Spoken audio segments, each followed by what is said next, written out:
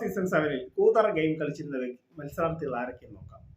അപ്പോൾ നമുക്ക് നമ്മുടെ കാര്യത്തിലേക്ക് ഇറങ്ങാം. അതിന് മുന്നേ നിങ്ങൾ ചാനൽ സബ്സ്ക്രൈബ് ചെയ്യുക. അപ്പോൾ നമുക്ക് ഞാനിത് പുതിയ ബിഗ് ബോസ് അപ്ഡേറ്റുകൾ നിങ്ങൾക്ക് നോട്ടിഫിക്കേഷൻ ആയി കിട്ടും. ഓക്കെ, നമുക്ക് നമ്മുടെ കാര്യത്തിലേക്ക് ഇറക്കാം. കഴിഞ്ഞ ബിഗ് ബോസ് ഹൗസിൽ കൂതറ ഗെയിം കളിച്ച പല മത്സരാർത്ഥികളുണ്ട്. മിക്കവരും അവർ അങ്ങനെയാണല്ലോ അനുമോള് കപ്പ് കൊണ്ടുപോയത്. അവരുടെയൊക്കെ മനസ്സിലെ ഈഗോയും അവരുടെയൊക്കെ അഹങ്കാരം കൊണ്ടൊക്കെയാണ് അങ്ങനെയായത്. പല ഗെയിമേഴ്സും കൂതറ ഗെയിമാണ് അവിടെ കളിച്ചത് എന്ന് വെച്ചാൽ സത്യസന്ധമായ ഗെയിമോ അല്ല അങ്ങനെയുള്ള ഗെയിമൊന്നും അല്ല. പല ആളുകളും കൂട്ടം കൂടിയിരുന്ന് ആക്രമിക്കുകയും ഒക്കെ ചെയ്ത് കഴിഞ്ഞ സീസണാണ്. അപ്പോൾ അതിൽ കൂതറ ഗെയിം കളിച്ചത് അപ്പാനി ശരത്ത്, ശാരിക, സരിക, പിന്നെ ഡോക്ടർ ബിന്നി, റെന ഫാത്തിമ,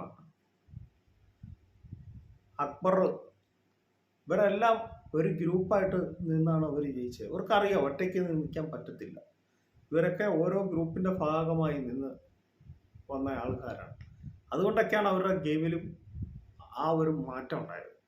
നമുക്ക് തന്നെ അറിയാലോ, ഒരാളെ തന്നെ ഇപ്പം ആദ്യം അവർ വന്ന സമയത്ത് അവർ ടാർഗറ്റ് ചെയ്ത വ്യക്തിയായിരുന്നു നമ്മുടെ പിന്നെ ആര്യൻ, ജിസൈല്. ഇവരെല്ലാം കൂതറ ഗെയിം കളിച്ച ആൾക്കാരാണ്. പറഞ്ഞു തന്ന ഞാൻ വിട്ടുപോയ 2 പേരാണ്. ഇവരെല്ലാം ഗ്രൂപ്പിൻ്റെ ഭാഗമാണ്. ഇപ്പം നിലനിൽപ്പിന് വേണ്ടിയായിരിക്കും അല്ലെ, അങ്ങനെ എന്ത് വേണമെങ്കിൽ നമുക്ക് പറയാം. ബിഗ് ബോസ് ഹൗസാണ് നിലനിൽപ്പിന് വേണ്ടിയാണ്. ഇപ്പം ഞാൻ പറയട്ടെ, ആദ്യ സമയങ്ങളിൽ ബിഗ് ബോസിൽ തുടങ്ങിയ സമയത്ത് സീസൺ 7 തുടങ്ങിയ സമയത്ത് ബിഗ് ബോസിൽ അനീഷിനെ ആയിട്ട് എതിരായിരുന്നു ആ ഗ്രൂപ്പിലുള്ള എല്ലാവരും.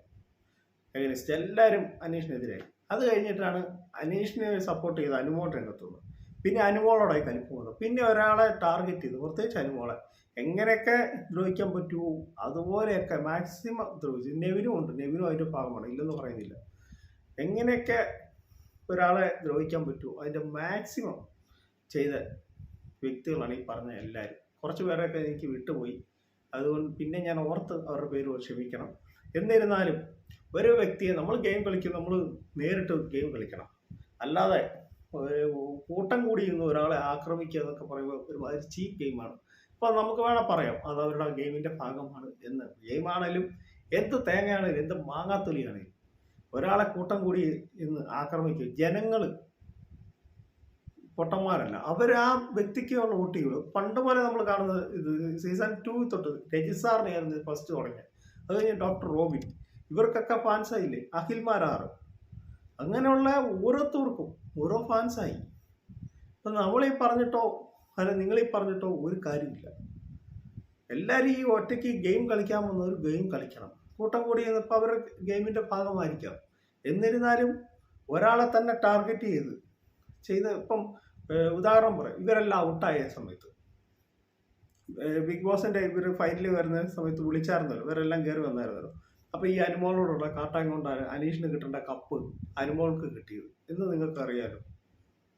അത് അവരുടെ ആ കൂതറത്തരങ്ങൾ കൊണ്ടാണ്. സീസൺ ഏറ്റവും മോശം സീസണായെന്ന് ചോദിച്ചാൽ ഞാൻ പറയുന്നത് 2 സീസൺ 2 സീസൺ 7 ഞാൻ പറയുള്ളൂ. എന്നുവെച്ചാൽ ഒരാളെ മാത്രം കൂട്ടം കൂടി ആക്രമിക്കുക, ബാക്കിയുള്ളവരെല്ലാം നല്ലത് പോയ ഔട്ടായവർ വരെ തിരിച്ചു വന്നിട്ട് കിടന്നുകൊണ്ട് പട്ടിഷോ കളിക്കുക. ഇങ്ങനെയൊക്കെ ഒരു ഗെയിം ഇത് കളിക്കണമെങ്കിൽ സീസൺ 7 തന്നെയാണ് ഏറ്റവും കൂടുതൽ ഇത്.